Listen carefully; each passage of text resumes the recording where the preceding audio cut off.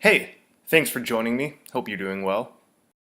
The School of Theosophy teaches that a series of 7 root races or humanities will develop during the present round of the Earth's spiritual evolution.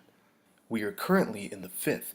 Each lives on its own continent, a word referring not only to the main continental area where the evolution of a root race takes place, but also to all the dry land that exists during the life period of a root race.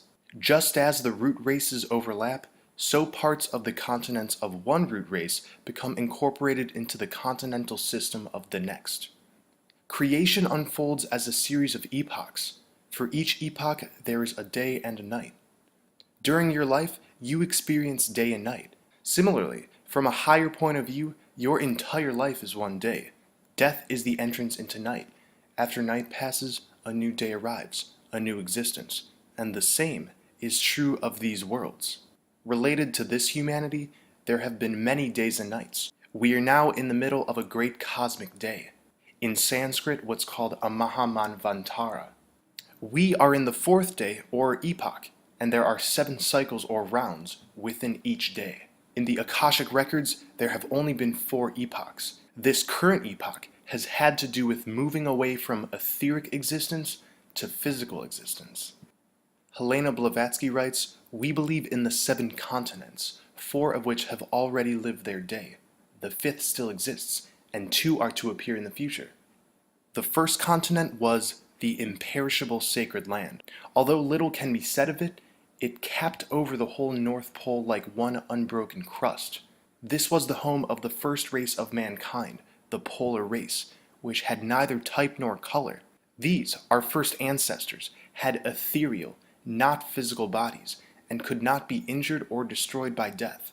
We can absolutely draw a parallel to Plato's account of an original race that was deathless and non-breeding.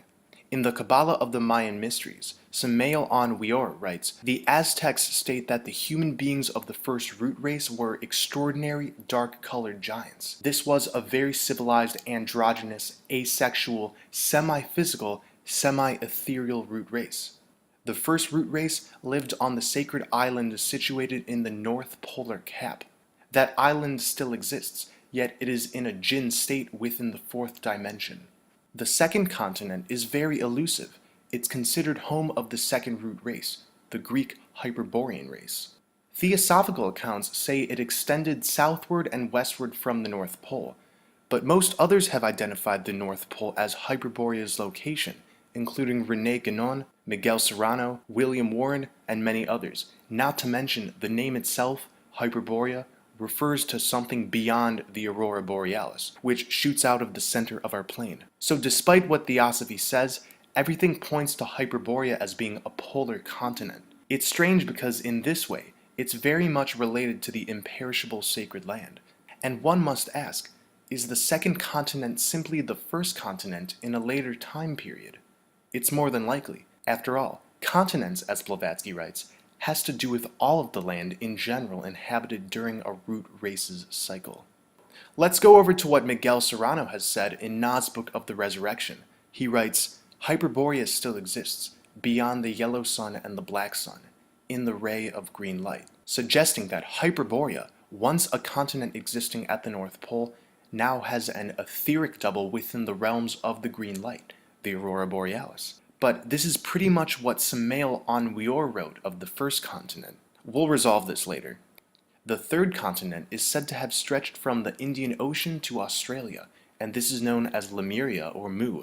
This was when the gods walked the earth and mixed freely with mortals. All of these stories of Nephilim, Anunnaki, these originate in Lemuria, and this is also when the fall of man began. It was a slow process that kept up during the 4th continent. The survivors of the destruction of Lemuria gave birth to Atlantis. Hierarchies in society began, and worship of material goods started. The Atlanteans had degenerated a great deal and had now started using their awesome powers for evil. Their magical science became black, and with these changes came horrible devices. The Atlanteans could now create a mental monster that could crystallize into existence through their willpower. Millions of people perished, and all of the powerful cities of Atlantis submerged within the ocean that now bears its name. The fifth continent is said to be Asia, where theosophical writings tell us the fifth root race began. Of course, we're still in this race time period, so all dry land is the fifth continent. It's said that this Aryan root race, instead of evolving, has devolved, and its corruption is now worse than that of the Atlanteans in their epoch. And there are two more continents and races that have yet to exist within this great cosmic day.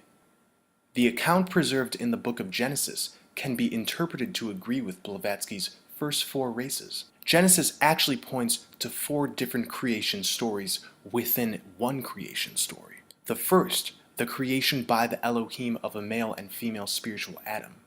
The second creation story tells of a more materialized being made of the dust of the earth and placed in Eden, which in Theosophy is recognized as the polar homeland. The third creation story tells of the separation into sexes. And the last, the definitive entry into physical bodies and the exclusion from Eden. In this way, this great cosmic day can not only be seen as four races and four continents, but it's describing the devolution from light bodies to dense physical bodies. René Guénon's account of Hyperborea resembles Blavatsky's in many ways. According to Guénon, this current Adamic cycle, which Guénon believed to be now nearing its close, began in the Hyperborean land called Tula, a similar name to the Greek capital city of Hyperborea called Thule. It was the first and supreme center, the archetypal sacred island, and its situation was literally polar at the origin. What manner of beings lived there, Guénon does not say, but he gives one to understand that our cycle of humanity began there, identifying, you guessed it, Mount Meru at the center of the earth, whom Blavatsky herself said of, Meru, the abode of the gods, was placed as before explained in the North Pole. Meru is the high abode of the gods. If we are to put together what so many authors and mystics have written, it's clear that the North Pole has significance as a flourishing paradise. Although right now we cannot resolve the odd tension between the polar and Hyperborean race, but we can gather enough of an idea. In Blavatsky's cosmogony, the first root race was created from pure spirit, and again, lived at the North Pole. This sacred land is stated never to have shared the fate of the other continents because it is the only one whose destiny is to last from the beginning to the end. While every race has and will be destroyed, this first race remains existing and flourishing today, housing the original divine consciousness. Accordingly, it is the cradle of the first man and the dwelling of the last divine mortal. Blavatsky writes, if the teaching is understood correctly, the first continent which came into existence capped over the whole North Pole like one unbroken crust, and remains so to this day, beyond that inland sea which seemed like an unreachable mirage to the few Arctic travelers who perceived it. Terms such as the blessed land of eternal light and summer, and the land of the eternal sun, are throughout Theosophy literature, and this is referring to this continent and to the central sun, which neither sets nor rises in this imperishable land. Tibetan sacred texts speak of a mystical kingdom called Shambhala, where the most sacred of the Buddhist teachings are preserved. Both the Hindu and Buddhist traditions say it contains a magnificent central palace radiating a powerful, diamond-like light. Buddhist texts say that Shambhala can only be reached by a long and difficult journey across a wilderness of deserts and mountains, and warn that only those who are called and have the necessary spiritual preparation will be able to find it. Others will only find blinding storms, empty mountains, or even death. One text says that the kingdom of Shambhala is round, but it is usually depicted as an 8-petaled lotus. I've said this before, a symbol of the heart chakra. Indeed, an old Tibetan story states that the kingdom of Shambhala is in your own heart. The guidebooks to Shambhala, whose puzzling directions are a mixture of realism and fantasy, can be read on one level as instructions for taking an inner journey from the familiar world of the surface consciousness through the wilds of the subconscious to the hidden sanctuary of the superconscious. But even so, The idea that Shambhala is also located in the material world is firmly rooted in Tibetan tradition. Shambhala, our spiritual home, is said in Theosophy to comprise two localities on Earth. One of them is situated in the highlands of Asia, somewhere to the westward of the meridian line passing through Lhasa. Long ago, this locality was a sacred island in a vast Central Asian inland sea, known as the Abyss of Learning, or Sea of Knowledge, and was accessible via subterranean passages. But there is also another holy location, alluded to in all the great exoteric religions. This spot is near what the Hindu Puranas call Mount Meru, what the Arabians call Mount Qaf, and what the Greeks call Mount Olympus. It is the North Pole. As one approaches the North Pole from the snowy Arctic, the air actually becomes warmer and warmer, the snow cover thinner and thinner, until there are only grassy tundras, flowers, and a subtropical climate. This is the atmosphere of the center landmass enveloping Mount Meru. We originally emerged from this subterranean place many incarnations ago, and this idea isn't new. Many Native American peoples believe that their ancestors originated in a joyous subterranean realm. Specifically, the Cherokee Indians speak of a subterranean world much like our own, with mountains, trees, rivers, and people. The Aztecs hold that their ancestors came from a land called Aztlan, and that after escaping its destruction, they ended up in a cavern called Chico-Maztac, or the Seven Cavern Cities of Gold, where they lived before emerging to the surface world.